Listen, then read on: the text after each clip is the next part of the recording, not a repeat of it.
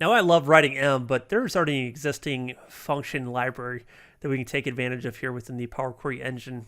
So with that, we're going to open up our Power Query editor window here.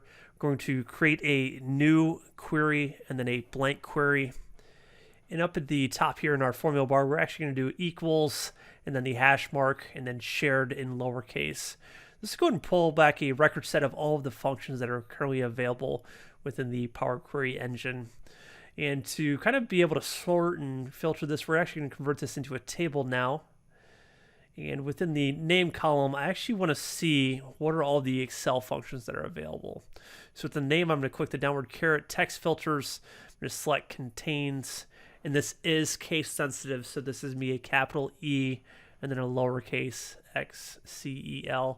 Press OK. We've now filtered for all the functions that are available. And then I like to call this the white space in the value column. This displays a preview of what the function's arguments are and the parameters required. If you actually click on the yellow, that will invoke a dialog box here. Then you can go ahead and start passing through your values. Because I don't expect you to learn every function available within the Power Query language, but I believe that the hash shared is definitely a fantastic point of reference whenever you're in the middle of an intense coding session.